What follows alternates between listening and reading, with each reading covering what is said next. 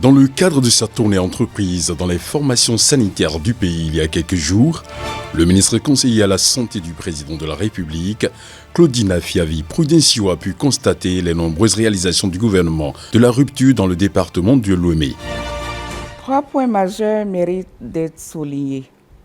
La maternité d'Adjara, qui offre aujourd'hui des conditions optimales pour l'accouchement et réduit considérablement la mortalité maternelle et néonatale. Il y a le centre hospitalier universitaire départemental de Lomé qui dispose désormais d'une unité d'oncologie pédiatrique unique au Bénin, permettant la prise en charge gratuite des enfants atteints de cancer. Le renforcement du système sanitaire départemental avec l'arrivée de nouveaux équipements, le recrutement de médecins et l'installation prochaine d'un scanner de pointe, preuve de l'engagement du président Patrice Talon et de son gouvernement à doter chaque département d'infrastructures de qualité. La première étape du périple a conduit le ministre conseiller et sa délégation au centre de santé communal d'Adjara, situé dans la zone sanitaire des 3A, Adjara, à Commisérité et à Vranco. En compagnie du préfet de Lomé et des élus communaux de la commune d'Adjara, avec à leur tête le premier adjoint du directeur départemental de la santé de Lomé et les responsables du centre de santé, Claudine Prudencio a fait une visite guidée dans les différents services, notamment la maternité. Nous avons 4 boxes d'accouchement. Actuellement, nous n'avons pas de femme à l'intérieur, donc on peut visiter tous les boxes. Nous avons l'équipement nécessaire correspondant à la structure du premier niveau périphérique, le centre de santé communal. Donc pour prendre en charge les bébés. Tous les bébés que nous n'arrivons pas à prendre en charge, c'est par défaut de plateau technique parce qu'au niveau du CHDO, il y a les spécialistes qui sont là-bas qui peuvent accompagner. Donc si ce n'est pas ça, s'il n'y a pas de critères de référence, toutes les femmes qui viennent ici au centre de santé communal d'Adjara, nous les prenons en charge et nous arrivons à faire des accouchements euthosiques quand même.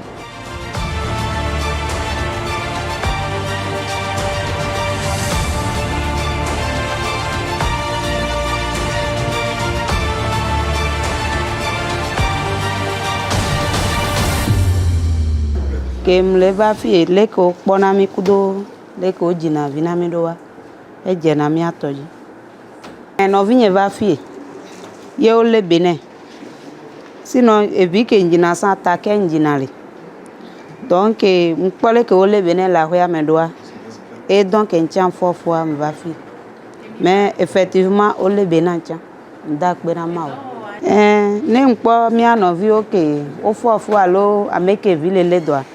Je te conseille de ne pas conduire à la gare parce que ne va pas faire au lena benenami. Ça il faut un moment on a quand il y a Dieu. Au point on a dit le que jeru.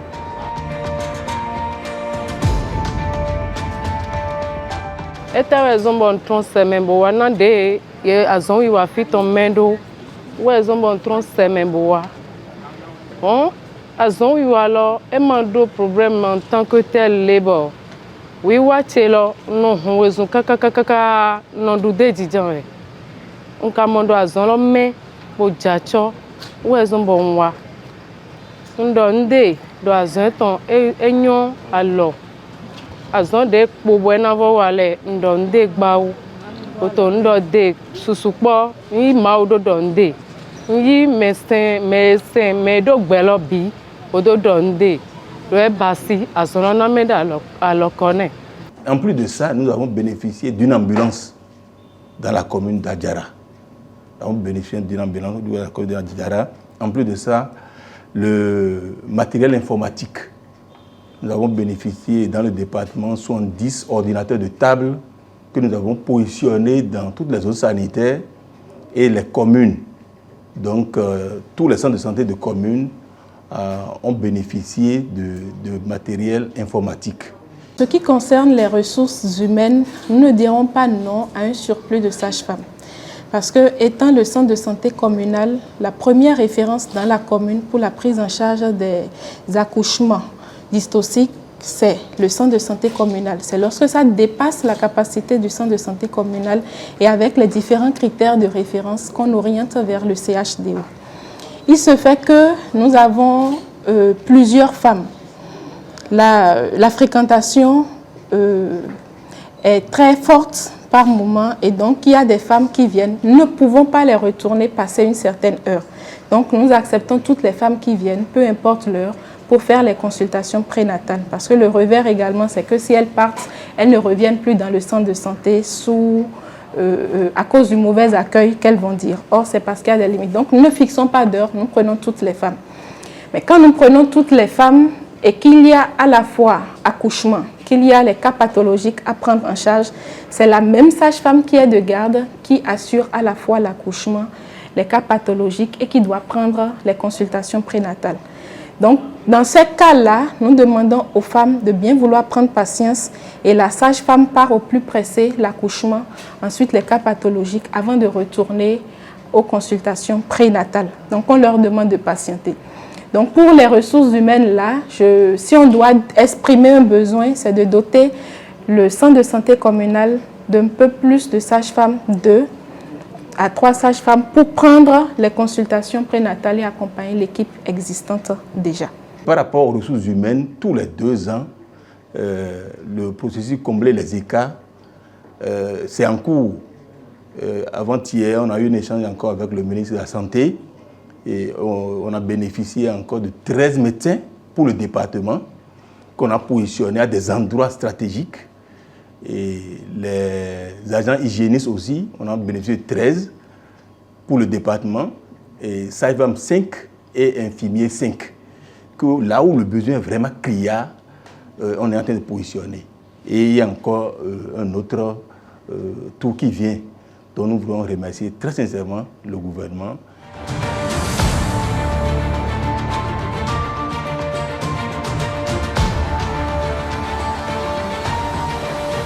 Après la visite au centre de santé communal, la délégation s'est rendue au centre des jeunes et des loisirs d'Adiara.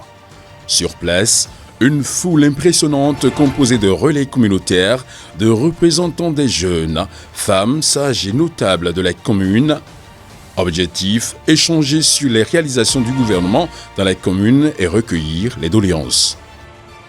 Dans notre commune, ces réformes ont eu un impact significatif. Nos centres de santé sont progressivement renforcés et l'existence des relais communautaires constitue un maillon essentiel dans la chaîne de prévention et de prise en charge. Ces hommes et femmes qui travaillent au plus près des communautés locales sont les premiers vecteurs d'information et d'orientation qui contribuent de ce fait à la réduction des maladies et à l'amélioration de la santé maternelle infantile.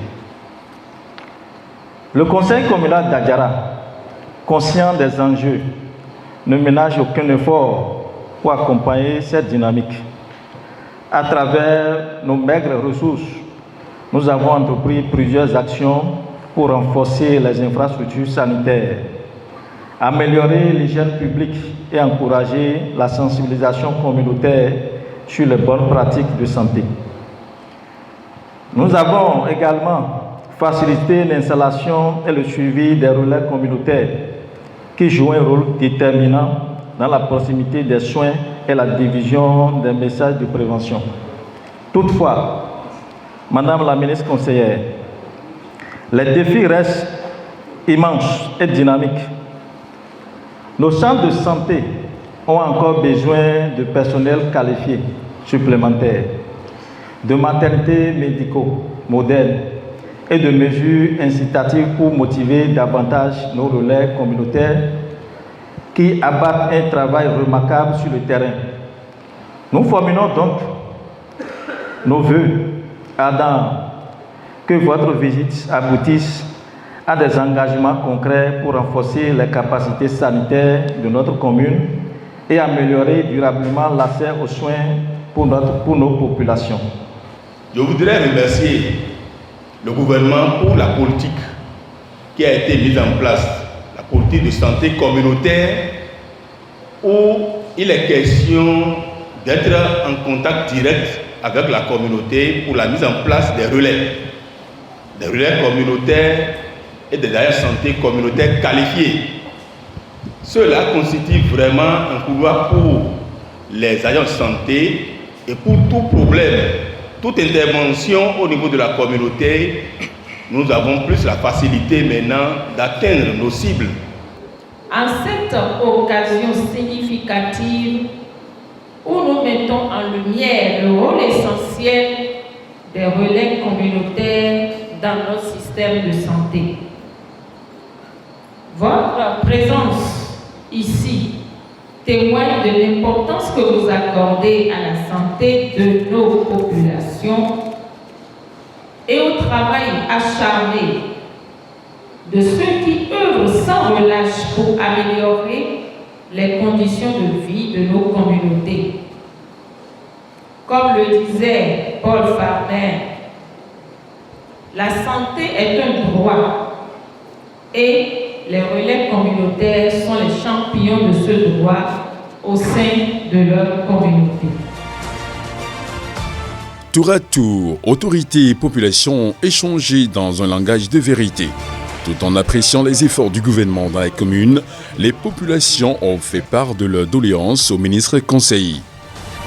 Je suis venu échanger avec vous et d'abord vous annoncer que la santé est une priorité pour le président Patrice Talon et son gouvernement. Le président Patrice Talon a prévu construire ici pour vous un hôpital de zone de 120 lits très prochainement.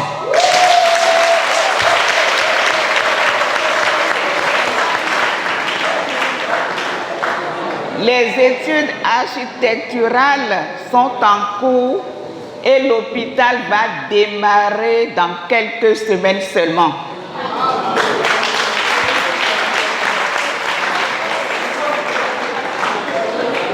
Et cet hôpital de zone va servir à Djara, à Kromisrete et à Vrankou.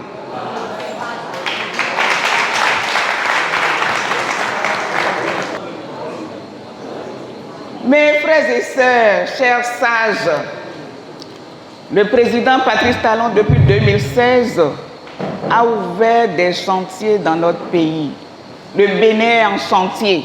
Depuis très longtemps, nous avions soif de parler à l'autorité, de lui exprimer notre profonde gratitude et surtout pour qu'il lise sur nos visages le soulagement qu'il nous a procuré grâce à des multiples actions dans le secteur crucial de la santé et tous les autres.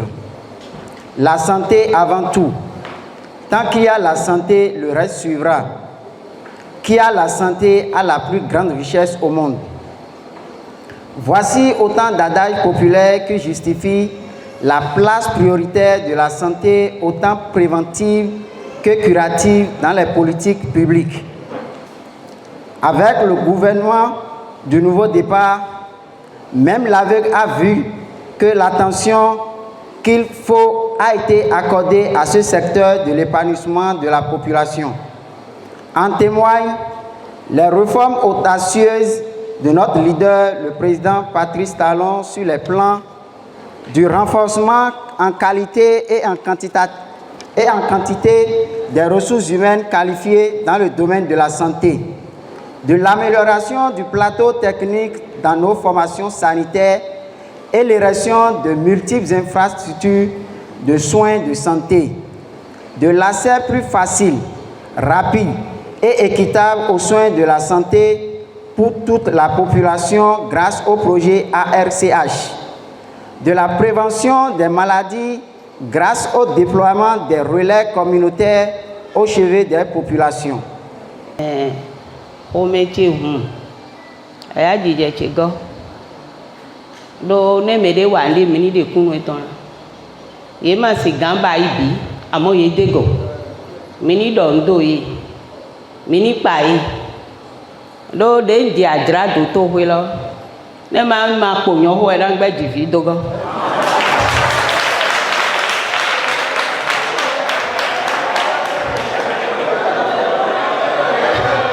do ye wazon me de wa le mi ni do le nje we gbe do ro papa gbe vidi toli on plan vi ke si so idon nso bu ali ndo ajrajan we ya ero ndo ade bo so ri mu ko pere ko to pam bo fi e nyon no mla yin do bono jivitan de mi jimi ton le o ple di bo pon amojin e yo ne nyonu le mi na de kunu ni ajedo to ho yin ye wa san lobo ye isu eno do ye igo na me de mi na ho lai bo na so nu tun mi bo an hi ho mi e ma so de mi ba mi do mama mi ton le tano we mi ando de town do yero yo vole no to yo vo pe do tant qu'il reste à faire rien n'est fait amo talon e wo e de nu ku me ton na agira de yen jo goudron de ye ba yo da iwe mo amo goudron ro ma yin goudron de beton mo santé de jide bo ma wo ba ibo ene wa fe bo ye grade bo do presse bo talon wa e wa doser goudron na mi do nde gba wo e ma ye goudron e ba yi l'idée est centre de santé ho do ye zan ko do fren mama de do da yi e ma chindo do me de wa nde ye ni bo do nde zongo ko me che hunda ho e ndo ite nde ye to di do to fi le ko e ma chindo. Le centre hospitalier universitaire départemental de Lomé à Porte-Novo a été le second point de chute de la délégation. En compagnie du directeur général du centre, la délégation a fait le tour de la maison afin de constater l'impact des investissements du gouvernement sur l'amélioration de la qualité des soins et la prise en charge des patients. Première étape de la visite, l'imposant bâtiment de la pédiatrie et d'oncologie.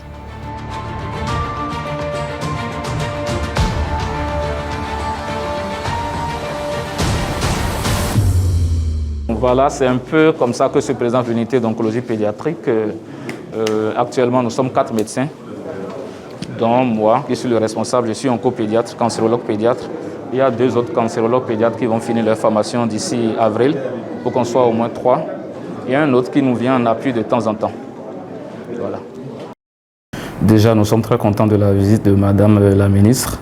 C'est la première fois qu'en pleine journée, on reçoit la visite d'un ministre qui consacre vraiment tout son temps à visiter tout le service et d'autres services dans l'hôpital.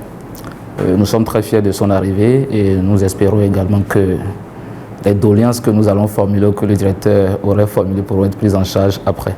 Alors, l'unité d'oncologie pédiatrique est une unité, un service dans lequel on prend en charge les enfants atteints de cancer. Par enfant, c'est des aides de 0 à 18 ans. Et c'est la seule unité qui prend en charge le cancer dans tout le Bénin.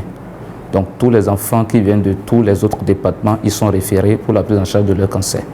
Cette unité a été mise en place effectivement en 2022 et tous les enfants qui y sont admis sont pris en charge déjà initialement pour leur diagnostic, puisque les parents ont souvent un itinéraire thérapeutique assez long, prenant par les guérisseurs traditionnels, les couvents religieux avant de venir à l'hôpital. Donc quand ils atterrissent à l'hôpital, pour la plupart, ils n'ont plus les moyens financiers qu'il faut. Et pour ce suivi, il y a un bâtiment qui a été construit à côté, un bâtiment qu'on a appelé la maison des parents, et dans lequel est hébergé pour la plupart l'enfant accompagné de son parent pendant les espaces où il n'est pas à l'unité d'hospitalisation. Donc toutes ces structurations mises en place a permis qu'on ait beaucoup d'enfants, qu'on prenne en charge beaucoup d'enfants et qu'on ait de bons résultats. Mais malheureusement, la plupart de nos enfants viennent tardivement, ce qui fait donc que le taux de guérison que nous avons n'est pas ce qu'on aurait souhaité. Donc l'une des actions essentielles qu'on aura menées et qu'on a discuté avec le ministère et qu'on va répéter, c'est les activités de sensibilisation. Que le ministère nous aide à vraiment faire des sensibilisations dans nos différentes communautés, dans les différents départements, pas dans les villes, mais dans les coins les plus reculés, pour que les gens sachent l'existence du cancer de l'enfant, que les gens sachent que le cancer de l'enfant peut se guérir et que les gens sachent qu'il y a une unité dédiée à la prise en charge du cancer de l'enfant, et cette unité se trouve à l'hôpital de Porto-Novo. En 2023, nous avions eu 112 nouveaux cas, je précise nouveaux cas, et en 2024, 149 nouveaux cas. Au début, nous étions autour de 27-32 nouveaux cas. Donc vous voyez, les chiffres augmentent chaque année simplement parce que la sensibilisation se fait, simplement parce qu'on commence à connaître l'unité d'oncologie pédiatrique du CHU-DOP. La qualité de soins offerts fait de ce centre une référence nationale qui accueille les enfants de toutes les contrées du Bénin. Il dispose également d'une pharmacie propre afin d'assurer la prise en charge sans faille des enfants. À la pharmacie, nous avons les produits anticancéreux, nous avons les produits, les médicaments de support et nous avons aussi les consommables. Elle se charge juste de l'oncologie et elle a 2 compartiments. Nous avons un magasin en haut et la pharmacie elle-même en bas. Après la prescription des médecins, l'ordonnance est visée par la pharmacienne et elle est servie aux enfants gratuitement. Nous disposons de tous les médicaments pour la prise en charge des enfants. Déjà, pour le diagnostic, les enfants ne viennent pas souvent à l'hôpital directement. Ils ne prennent pas un itinéraire thérapeutique qui est souvent compliqué. Vous savez, dans nos régions, quand nous avons un enfant qui a un manque qui est gonflé, la première chose qui est évoquée, c'est un envoûtement. Et quand les parents disent envoûtement, c'est qu'il ne faut pas faire des piqûres, ce qu'on appelle vulgairement chez nous tchakatou. Les enfants sont donc transportés d'abord soit dans des centres religieux ou chez les guérisseurs traditionnels. C'est une fois dépouillés de tous leurs moyens financiers que ces enfants sont conduits dans les hôpitaux. Et là, on est obligé, comme je l'ai dit tantôt, de faire une estimation et de pouvoir leur accorder tout ce qu'il faut pour la prise en charge. Pour le diagnostic, nous avions fait un petit travail qui a révélé qu'il faut en moyenne 600 000 francs par enfant pour finaliser le diagnostic. 600 000 francs, ça va servir à tous les examens, dont le scanner, à tous les examens, dont les biopsies et d'autres examens plus spécifiques qu'on fait. Après, évidemment, qu'on ait le diagnostic, il faut le traitement lui-même. Alors, le traitement est variable. Il y a des pathologies qui sont beaucoup plus simples, comme le cancer de l'œil, le rétinoblastome, qu'on voit tôt, pour lesquelles la prise en charge globale ne va pas vraiment dépasser 1 million, 1,2 million global. Mais pour d'autres pathologies, comme des leucémies aiguës, quand on estime le coût de la prise en charge d'une leucémie aiguë chez un enfant qui pèse 15 kg, on est au-delà de 30 millions pour 2 ans de traitement. Alors, quand l'enfant pèse plus de 15 kg, on avance déjà vers les 50 millions. Et cette estimation avait été faite en 2019, où les produits n'ont pas le coût qu'ils ont aujourd'hui. Et si on doit se rapporter un peu au coût de la vie aujourd'hui, c'est clair qu'on aurait une augmentation de presque 150 voire 200%. Donc, la prise en charge d'un enfant qui a une leucémie et qui pèse 15 kg peut banalement aller autour de 60 millions si la prise en charge est faite intégralement ici sans que l'enfant ne soit évacué. Parce qu'il y a des cas pour lesquels on est obligé d'évacuer les enfants pour la radiothérapie ou pour les greffes de cellules souches. Et là, le coût est encore très très élevé. Ces médicaments dont nous disposons pour la prise en charge des cancers chez nos enfants ont donc des prix variables, comme l'a dit tantôt la pharmacienne, entre 3 000 et 1 million, 5 millions 200. Et ces médicaments sont utilisés dans plusieurs cures selon le type de cancer que l'enfant a. Personnel soignant et responsable de la maison sont motivés pour accompagner les enfants en vue de leur garantir des soins meilleurs. Au service de néphrologie et d'hémodialyse, la délégation a été émerveillée par la nature des investissements réalisés par le gouvernement. D'importants moyens financiers ont été déployés afin d'offrir des soins de qualité aux dialysés. Désormais, plus besoin de se rendre à Cotonou avant de bénéficier des soins de qualité dans ce service. Tout le plateau technique est disponible sur place à Porto-Novo avec des innovations. Elle est mobile, on peut la déplacer.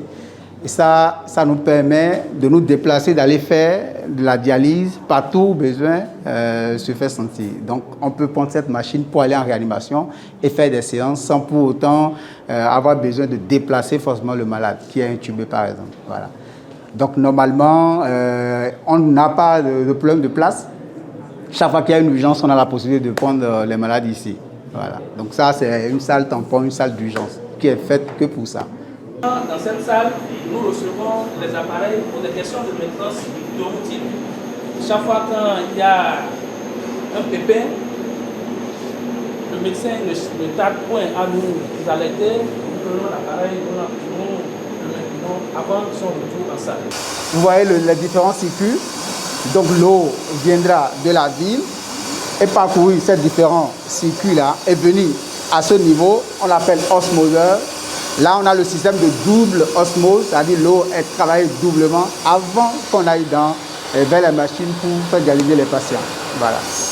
Deux salles, une salle de 4 lits pour les femmes et une salle de 4 lits pour les hommes. Nous disposons de 2 cabines VIP pour hommes et pour femmes. Voilà. Donc voilà les salles d'hospitalisation. Alors, le service de néphrologie et hémodialyse a été inauguré pour ce qui est de l'hémodialyse le 26 octobre 2022. Il faut dire que c'est un service qui a été construit totalement grâce au gouvernement, donc sur le budget national. Avant, les patients hémodialysés ou les patients souffrant de maladies rénales, que ce soit chroniques ou aiguës, allaient au CNHU. Voilà, pour non seulement se faire consulter, mais également pour bénéficier des soins en hémodialyse. Et donc, depuis octobre 2022, ce flux de patients qui allait à Cotonou s'est orienté vers le CHD Ouémé pour une meilleure prise en charge. Donc, l'unité de dialyse est composée de 4 salles. Nous avons une salle des urgences que Madame la ministre a vue tout à l'heure. Et dans cette salle, nous avons une machine qui n'est pas mobile pour prendre en charge tous les patients qui viendraient pour une urgence de dialyse. Donc à Porto-Novo, aujourd'hui, on ne peut pas dire qu'à cause de manque de place, on n'a pas dialysé un patient qui en a besoin. À côté donc de cette machine qu'on ne peut pas déplacer, qui est fixée, il y a une machine mobile qui nous permet de faire la dialyse dans tous les autres services, en l'occurrence en réanimation, puisque les patients qui sont intubés, ventilés, on ne peut pas les déplacer vers notre service, vers notre unité de dialyse pour leur prodiguer le soin en hémodialyse. Donc avec cette machine, on a la possibilité, et on le fait souvent, de nous déplacer vers ce malade-là pour le dialyser. En dehors de ça, on a 3 autres salles pour nous permettre de prendre en charge les patients en hémodialyse chronique. Les patients hémodialysés chroniques, il y en a qui ont la prise en charge, c'est la majorité, plus de 40 personnes sont dialysées avec la prise en charge de l'État. Et il faut dire que quand on dit que le patient est pris en charge avec sur fond de l'État, c'est au bas mot 1 million par mois pour chaque malade, au bas mot 1 million par mois. Et il y a l'autre partie, les patients hémodialysés sans prise en charge, une quinzaine actuellement dans l'hôpital qui dialysent sur fonds propres. Ça, c'est ce qui est du côté de la dialyse. Et puis nous avons une unité de néphrologie clinique où nous hospitalisons les patients souffrant de maladies rénales, que ce soit aiguë ou chronique, et c'est dans cette unité-là qu'on les prend en charge. Une autre merveille qui réjouit les responsables du centre hospitalier universitaire départemental de l'Ouémé, c'est bien l'installation dans les tout prochains jours de l'unité de scanner 64 Barrette. Le bâtiment devant abriter ce service est complètement achevé et attend de réceptionner cette machine de dernière génération qui met le CHUD Ouémé au rang des formations sanitaires modernes. Donc le scanner est déjà commandé. C'est en cours de fabrication, donc bientôt cela va arriver au Bénin. Contrairement aux autres équipements, le scanner n'existe pas quelque part où on va l'acheter. Il faut le commander et on le fabrique pour vous. On dit que dans les plus brefs délais, vous aurez votre scanner. Merci beaucoup. Toujours dans le but d'améliorer les conditions de prise en charge des populations dans le département, il est prévu l'extension du domaine du CHU d'Ouémé. Le ministre conseiller et sa délégation ont visité le domaine qui recevra dans quelques jours les premiers coups de pioche synonymes du démarrage des travaux. Autorités locales et responsables du centre ont remercié le gouvernement pour les efforts consentis en vue d'améliorer le plateau technique et l'environnement de travail des formations sanitaires du département en général et de la ville de Porto Novo en particulier, permettant d'assurer qualitativement les soins de santé aux populations. Plusieurs actions ont été menées au sein de l'hôpital. Pour ne citer que par exemple l'oncologie pédiatrique, qui permet aujourd'hui à plusieurs familles d'être soulagées et espérer un avenir meilleur. Le cancer est une maladie qui ronge, une maladie chronique. Et avant, on devait référer, évacuer les enfants vers l'extérieur. Tous les parents, toutes les populations n'avaient pas les moyens d'aller vers l'extérieur et voir les enfants condamnés à la mort. Il y a la néphrologie hémodialyse. Aujourd'hui, plus besoin d'aller au CNHU HKM de Cotonou pour être soigné d'une insuffisance rénale chronique. Avant, par le passé, il fallait prendre des rendez-vous au CNHU, attendre que quelqu'un soit débranché, ou lorsqu'il y a quelqu'un qui est en train de mourir, on dit on débranche d'abord, on vide un peu ici, on rebranche encore sur l'autre côté. Aujourd'hui, la capitale également dispose des équipements pour la dialyse. C'est disponible aujourd'hui sur Porto Novo. Bientôt la mise en service de l'unité de production de l'oxygène qui va rendre également les soins plus accessibles à la population. Aujourd'hui, beaucoup ont des difficultés, mais le président a dit non, c'est bon. Il a voulu doter également et c'est bientôt en service. Alors, tout ça, c'est une ambition qui a conduit le président de la République à vouloir réhabiliter. Pour l'heure, tout ça s'est réalisé. Donc, Madame le ministre, ces différents projets, la vision que le gouvernement a vu que l'espace qu'occupait l'hôpital entre-temps par le passé est maintenant trop restreint. Donc il a voulu agrandir l'hôpital de la capitale pour aller maintenant vers le site que vous venez de voir tout à l'heure pour reconstruire également notre hôpital là-bas.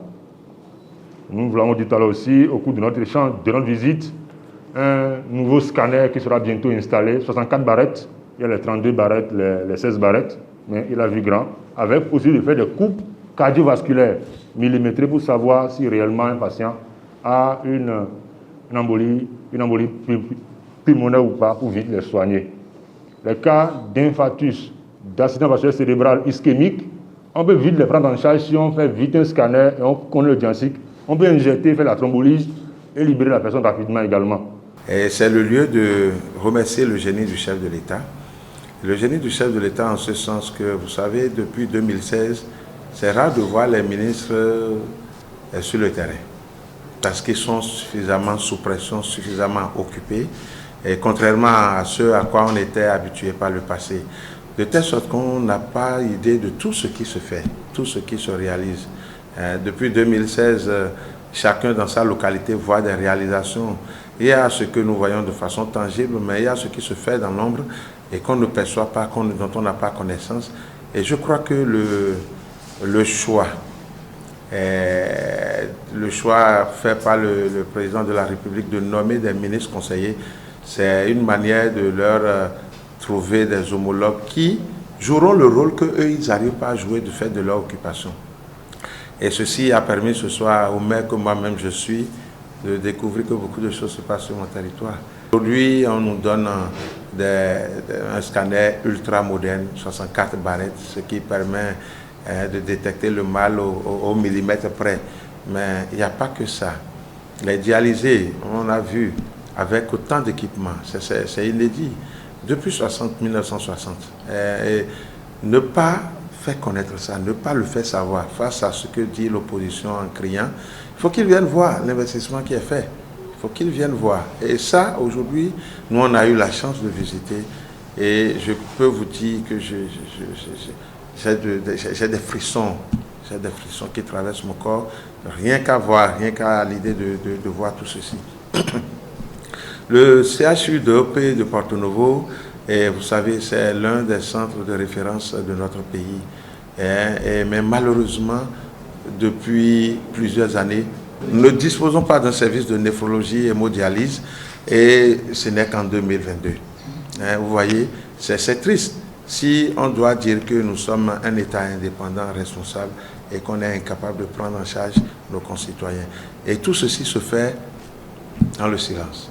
Aujourd'hui, le chef de l'État voit plus grand pour notre ville et pour notre département, en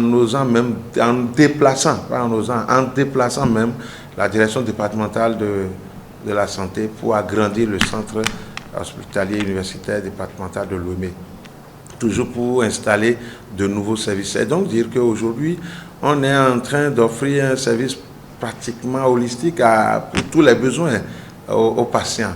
Ça veut dire que ce n'est plus nécessaire de dire il faut aller au CNHU, il faut aller à tel niveau. Pour en tout cas certaines catégories de maladies, nous allons disposer de tout. Et tout ceci en combien de temps? C'est ça. C'est ça. Tout ceci en combien de temps? 10 ans. Aujourd'hui, il y a de nouvelles moques qui seront construites parce que ce que nous en avons, il y en a qui tombent en panne. Et je sais qu'il y a des projets également pour mettre en place des blocs pour le traitement de la drépanocytose ici, au niveau de notre centre universitaire et départemental de l'OME. Autant de projets. Je pense que si le ministre doit passer, faire tout ça, il ne fera plus rien au bureau. Que le Tout-Puissant le bénisse et lui donne la longévité pour qu'il continue les œuvres dans ce sens.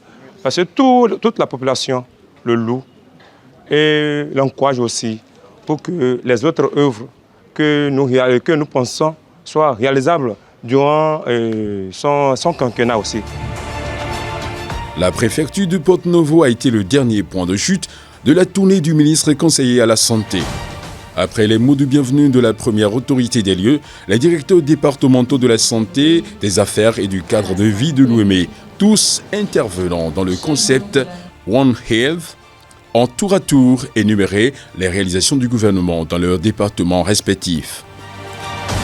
Nous avons bénéficié de 9 ambulances au niveau du département.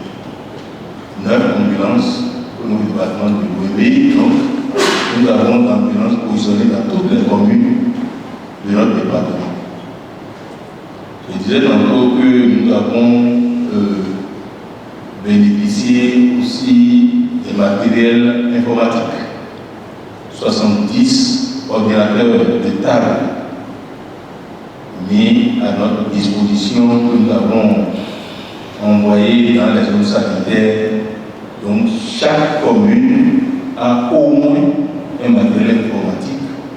Et nous en avons en réserve au niveau de la DDS pour les structures comme le CHPP à Cron, l'hôpital départemental CHPTOP et certains services de la direction. Et par rapport au renforcement des ressources humaines, presque tous les 2 ans, le gouvernement renforce le capital humain, le personnel médical, les techniciens hygiénistes, les infirmiers et les sages-femmes. Donc, dans quelques jours, nous allons bénéficier encore des médecins. On a déjà échangé avec le ministre avant-hier pour repositionner 13 médecins au niveau de notre département, où il y a des endroits où, même si ce n'est pas encore le plateau technique, il faut nous positionnons des médecins pour la prise en charge de qualité pour notre population.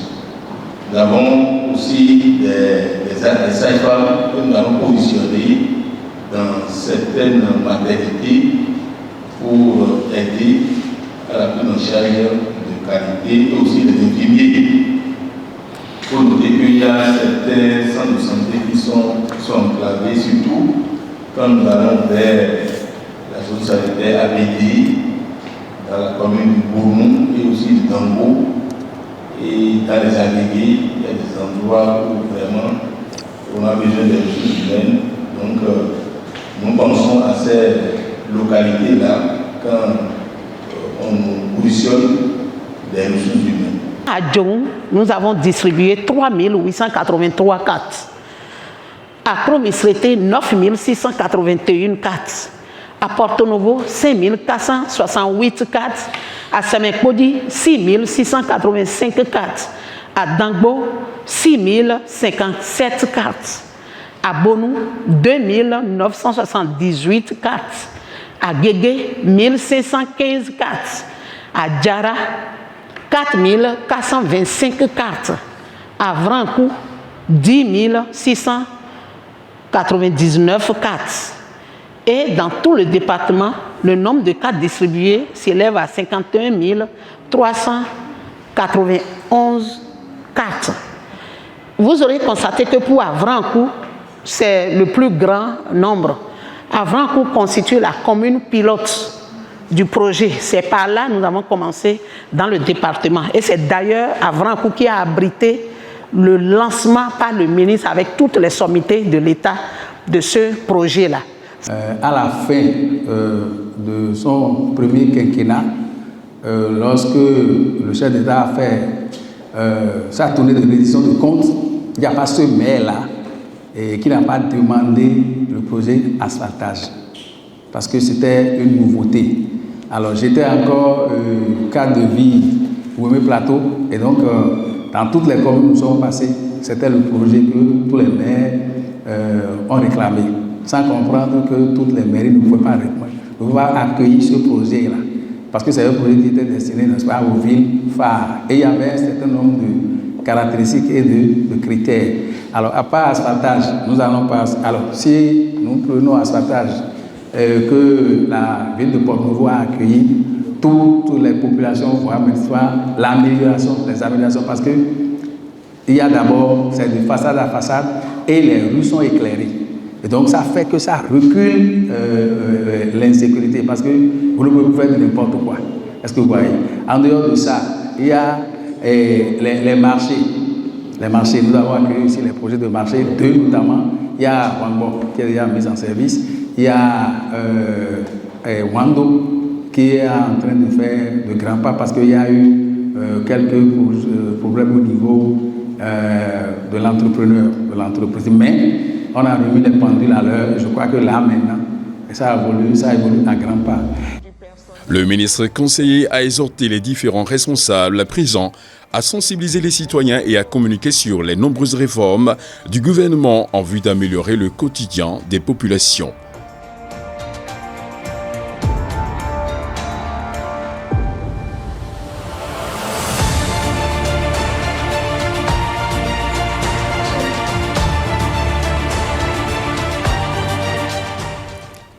Le président Patrice Talon est un bâtisseur, un réformateur et un homme d'État déterminé à transformer durablement notre pays. Son gouvernement a déployé des efforts colossaux pour faire du Bénin un modèle en matière de gouvernance sanitaire. Nous ne parlons pas de promesses. Nous ne parlons pas de pose de première pierre, mais de réalisation concrète, visible et tangible sur le terrain. Nous devons défendre la vérité et protéger les acquis. Certains cherchent à minimiser ou à discréditer ce qui est fait déjà, mais les réformes sont réelles. Elles sont visibles. Elles sauvent des vies. J'appelle chaque Béninois à témoigner des avancées concrètes et à ne pas tomber dans la désinformation. Ce qui est en jeu, c'est l'avenir du Bénin. Nous devons tous soutenir cette dynamique de progrès et la renforcer. Le président Patrice Talon est un homme de vision et d'action qui a engagé des réformes profondes pour bâtir un système sanitaire moderne et performant. Son gouvernement travaille avec méthode et détermination pour offrir aux Béninois un accès à des soins de qualité. C'est une dynamique cohérente, orchestrée par un leadership fort et éclairé. Le Bénin change, il avance, il se modernise. Nous devons être fiers de ce qui est accompli et unis pour poursuivre cette transformation. Le Bénin révélé, c'est une réalité. Restons engagés pour son avenir. La visite dans les établissements hospitaliers et sanitaires du pays se poursuit. Et les autres départements accueilleront dans les jours à venir la délégation du ministre conseiller pour la mise en lumière des réalisations du gouvernement dans le domaine de la santé.